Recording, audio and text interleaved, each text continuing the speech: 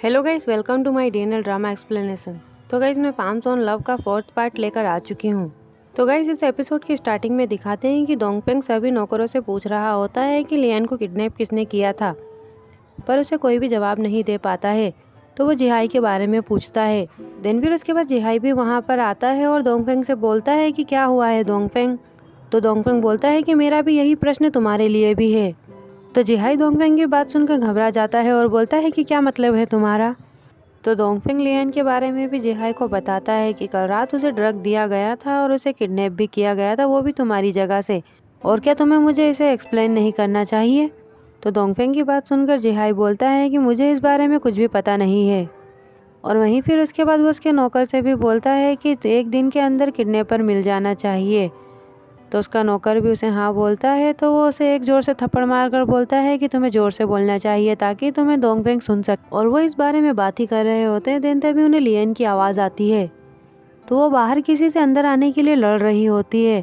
तो वो आदमी लियन को किसी और दिन आने के लिए बोलता है, पर लियन फिर भी उसे जिद करने लगती है कि मुझे अंदर जाना है क्योंकि मेरा बहुत ज़रूरी सामान अंदर खो गया है। तो आदमी लियन के साथ छेड़छाड़ भी करने लगता है। देन तभी वहाँ पर नान आ जाता है और बंदूक चला देता है। और वहीं उसके साथ साथ पीछे से डोंगफेंग भी आ जाता है। तो वो इंसान उसे देखकर डर जाता है और नान ने भी उसके ऊपर बंदूक तान रखी होती है, जिसकी वजह से वो और भी डर जाता है। और डोंगफेंग से बोलता है कि मैं अपने मालिक की परमिशन के बिना किसी को भी अंदर नहीं जाने दे सकता हूँ। और वहीं डोंगफेंग लियन से भी पूछता है कि तुम अभी तक यहाँ पर क्या कर रही हो। तो लियन उसे बताती है कि मैंने अपने इयररिंग्स खो दिए हैं।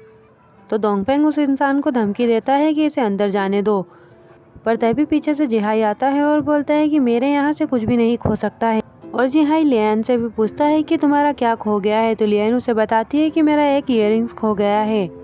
तो जिहाई लियान से बोलता है कि मैं तुम्हें स्टोर ले जाऊंगा और तुम्हें जो पसंद आएगा तुम वहाँ से दूसरे इयररिंग्स खरीद लेना। तो लियान फिर भी उसकी बात नहीं मानना चाहती थी। देन तभी डोंगफेंग जिहाई से बोलता है कि इसने वो वाले इयररिंग घुमाए हैं जो कि मैंने उसे दिए थे, और तुम इसके लिए दूसरे इयररिंग्स कैसे खरीद सकते हो, क्योंकि जो मैंने इयररिंग्स दिए थे वो मेरे प्यार का टोकन थे। और फिर वो लियान की तरफ देखकर पूछता है कि क्या यह सच है। तो लियान भी उसे हाँ बोलती है। और फिर उसके बाद वो अंदर जा ही रहे होते हैं। देन तभी वहाँ ऊपर से एक डेथ बॉडी नीचे गिर जाती है और वो बॉडी किसी और की नहीं, पिन की ही होती है। तो लियान उसे देखकर शॉक हो जाती है। और वहीं लियान को ऐसा घबराया हुआ देख के डोंगफेंग भी अपने हाथों से लियान की आंखों को कवर कर लेता है, पर फिर भी लियान अपने आप को संभाल नहीं पाती है और डोंगफेंग के ऊपर गिर जाती है। और ऐसा इसलिए होता है क्योंकि लियान कई दिनों से पिन को ही ढूंढ रही होती है, पर उसे ऐसी हालत में देखकर वो खुद को संभाल ही नहीं पाती है और बेहोश हो जाती है। देन फिर उसके बाद नेक्स्ट सीन में डोंगफेंग और लियान को दिखाते हैं। तो डोंगफेंग उसे अपने रूम में ही ले जाता है और वहीं लियान बेहोश होती है और डोंगफेंग ने उसका हाथ पकड़ा हुआ होता है।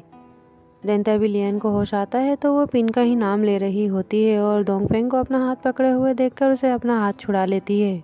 और फिर उसके बाद लियान डोंगफेंग से ये भी पूछती है कि क्या मैं बहुत ज़्यादा समय तक सोई थी। तो डोंगफेंग भी उसे हाँ बोलता है और ये भी बोलता है कि तुम बहुत ज़्यादा डर गई थी और तुम बस एक ही नाम ले रही थी, पिन का, और उसके बारे में पूछताछ करने लगता है कि पिन कौन है। तो लियान उसे बोलती है कि वो मेरी एक पुरानी दोस्त है। तो डोंगफेंग उससे ये भी पूछता है कि कल जो मरी थी तो क्या ये वही थी। तो लियान उसे बोलती कि नहीं, ये वो नहीं थी और मैं तो उसे जानती भी नहीं हूँ। तो डोंगफेंग उससे ये भी बोलता है कि कल तुम अपने इयररिंग्स नहीं ढूंढने गई थी, तुम इसी को ढूंढने गई थी, है ना। तो लियान उसे बोलती है कि ये तुम्हारा काम नहीं है और जाने लगती है। तो डोंगफेंग उसे हाथ पकड़कर रोक लेता है और उसे हथकड़ी से बांध देता है और उससे पूछता है कि क्या तुम अब मुझे बताओगी। तो लियान बोलती है कि क्या तुम्हें मुझे इस तरह ट्रीट करना चाहिए। तो डोंगफेंग बोलता है कि मैं तो बस तुम्हें शांत करने की कोशिश कर रहा हूँ। और फिर डोंगफेंग फिर से लियान से पूछता है पिन के बारे में। तो लियान उसे गुस्से से बोलती है कि मैंने तुमसे कहा कि मैं उसे नहीं जानती हूँ और तुम हमेशा ही मेरी परेशानी का कारण क्यों बनते हो। तो डोंगफेंग को भी ये सुनकर उस पर गुस्सा आ जाता है और फिर वो बोलता है कि तो ठीक है, जब तक तुम उसके बारे में नहीं जान लेती तब तक तुम यही रहोगी और इस बारे में सोचोगी। और ऐसा बोलकर वो वहाँ से जाने लगता है, पर तभी लियान उसकी जेब में से बंदूक निकाल लेती है और उसी पर तान देती है। तो डोंगफेंग भी उसका हाथ पकड़ लेता है और उसके पास में आकर उसे बोलता है कि अपने आप को संभालो। तो लियान उस पर और भी ज़्यादा गुस्सा करती है और उसे बोलती है कि मुझे छोड़ दो और मुझे जाने दो। देन तभी वहाँ पर डोंगफेंग की दादी आ जाती है और डोंगफेंग और लियान को इस तरह से देखकर बोलती है कि तुम ये क्या कर रहे हो। देन फिर उसकी दादी को देखने के बाद डोंगफेंग लियान के हाथ में से बंदूक ले लेता है और उसकी दादी से बोलता है कि इसने गलती की थी और बस मैं इसे सबक सिखा रहा था। तो डोंगफेंग की दादी डोंगफेंग से बोलती है कि तुम इसे ठीक से करो और बोलती है कि देखो अपने आप को कि तुम अभी क्या कर रहे हो, ऐसा बोलकर उसे डांटती हैं। तो लियन भी उसकी दादी को ये बोलकर भड़काती है कि ये मुझे जबरदस्ती लेकर आ गया है और मैं ये बात किसी को भी नहीं कहूँगी अगर ये मुझे अच्छे से ट्रीट करेगा, और इसे रिलीज करने के लिए बोलती है। तो डोंगफेंग की दादी भी डोंगफेंग पर गुस्सा करती है और उसे बोलती है कि तुम किसका इंतजार कर रहे हो, और लियन को खोलने के लिए बोलती है। तो डोंगफेंग भी उसकी दादी से बोलता है कि मैं इसे हैंडल कर लूँगा। तो ये सुन के डोंगफेंग की दादी भी वहाँ से चली जाती है। दिन फिर उसके बाद डोंगफेंग लियन के सिर पर से सारे नुकीले पिन निकाल लेता है और उसे बोलता है कि तुम मेरे साथ ट्रिक खेलने की कोशिश मत करो, क्योंकि मेरी ग्रैंडमा भी तुम्हारी कोई मदद नहीं कर सकती है, और ऐसा बोलकर वहाँ से चला जाता है। देन फिर उसके बाद नेक्स्ट सीन में फेंग फेई और चेनलिन को दिखाते हैं।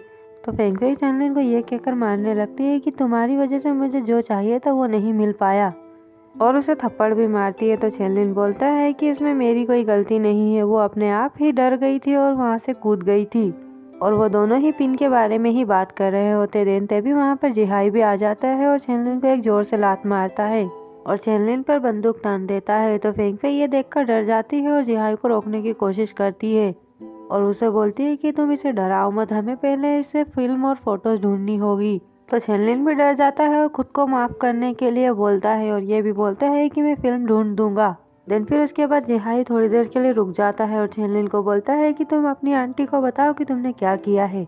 तो फेंग फेई भी चेनलिन से पूछने लगती है। तो चेनलिन उसे बताता है कि मैंने युन लियान को ड्रग दी थी, पर तभी वहाँ पर डोंगफेंग आ गया था। तो फेंग फेई ये सुनकर उसे खुद ही मारने लगती है और उसे बेवकूफ़ बोलती है। तो जिहाई फेंग फेई को रोकता है और खुद ही चेनलिन पर बंदूक तान देता है। तो फेंग फेई ये देखकर फिर से डर जाती है और उसे रोकने की कोशिश करती है, पर फिर भी जिहाई मान नहीं रहा होता है। तो वो उसके सामने आ जाती है। वो बोलती है कि ये बहुत छोटा है और यही बस एक मेरा भतीजा है, और उसे माफ़ करने के लिए बोलती है, पर फिर भी जिहाई नहीं मान रहा होता है। तो वो उसे डायरेक्टली किस ही कर लेती है। तो जिहाई भी उसे किस करने लगता है और वहीं वो चेनलिन को बंदूक दिखाकर वहाँ से जाने के लिए बोल देता है। तो चेनलिन भी फिर वहाँ से डरकर चला जाता है। देन फिर उसके बाद नेक्स्ट सीन में दिखाते हैं कि डोंगफेंग लियन के लिए खाना लेकर आता है। तो डोंगफेंग लियन को अपने हाथ से ही खाना खिलाने की कोशिश करता है, पर फिर भी लियन उसके हाथ से खाना नहीं खाती है। तो डोंगफेंग लियन से बोलता है कि अगर तुमने इस खाने को मिस कर दिया तो तुम्हें दूसरा खाना अगली सुबह ही मिलेगा। तो लियन डोंगफेंग से बोलती है कि मुझे खोलो क्योंकि मुझे रेस्ट रूम जाना है। तो डोंगफेंग उसके आगे कटोरा खसका देता है और बोलता है कि जब तक तुम यहाँ से नहीं जा सकती, जब तक तुम नहीं बता देती कि तुम क्या करने वाली हो, और अगर तुम मुझे नहीं भी बताओगी तब भी मैं जानता हूँ कि तुम यहाँ पर फेंग फेई के लिए आई हो, और जो भी तुम्हारा प्लान है उसे तो मैं जान ही जाऊँगा। तो लियन डोंगफेंग से पूछती है कि क्या तुम सच में इस बारे में जानना चाहते हो। तो डोंगफेंग भी उसे हाँ बोलता है। तो लियन उसे फिर अपने आप को खोलने के लिए बोलती है और ये भी बोलती है कि हम इन दोनों इस बारे में बात करेंगे, और उसे बोलती है कि मैं वही खाऊंगी जो मुझे पसंद है, और उसे अपने हाथ खोलने के लिए बोलती है ताकि वो खुद उसे बनाकर खा सके। तो डोंगफेंग भी लियन से बोलता है कि मैं तुम्हारे लिए खुद ही बना दूंगा। देन फिर उसके बाद दिखाते हैं कि डोंगफेंग लियन के लिए खाना बना रहा होता है, और वहीं लियन डोंगफेंग से बोलती है कि ऐसा पहले भी हुआ है कि तुम मेरे लिए खाना बनाते थे और मैं बस तुम्हें देखती थी। तो डोंगफेंग भी लियन को बताता है कि उस बात को 1765 दिन हो चुके हैं। तो लियन उसे बोलती है कि तुम्हें सब कुछ साफ साफ याद है। देन फिर उसके बाद डोंगफेंग लियन से बोलता है कि तुम उस दिन डिनर के डायरेक्ट बाद ही चली गई थी और उसके बाद तुम कभी वापस नहीं आई। देन फिर उसके बाद वो दोनों साथ में बैठकर खाना खा रहे होते हैं, और वहीं लियन डोंगफेंग को बताती है कि ये खाना मेरे पापा का और मेरी मॉम का फेवरेट है। तो वहीं डोंगफेंग लियन की फैमिली के बारे में ही सुनने के लिए बैठा होता है। तो वो बोलता है कि मुझे इन सब की कोई परवाह नहीं है। तो लियन भी उसे बोलती है तो ठीक है, हम फेंग फेई से ही स्टार्ट करते हैं। तो लियन पहले तो डोंगफेंग को एक ड्रिंक देती है जिसमें उसने कुछ मिलाया होता है। देन फिर उसके बाद वो फेंग फेई के बारे में बताती है कि वो एक डांसर थी और मेरी मॉम को उस पर दया आ गई थी, जिसकी वजह से उन्होंने उसे अपनी बहन बनाकर रखा था। पर एक दिन वो मेरे पापा के साथ सो गई थी जिस दिन वो ड्रंक थे, और उसके बाद मेरा पूरा घर अस्त व्यस्त हो गया। और वहीं फिर डोंगफेंग पर भी वो ड्रग का असर होने लगता है, जिसकी वजह से उसे कुछ भी समझ नहीं आ रहा था कि लियन क्या बोल रही है।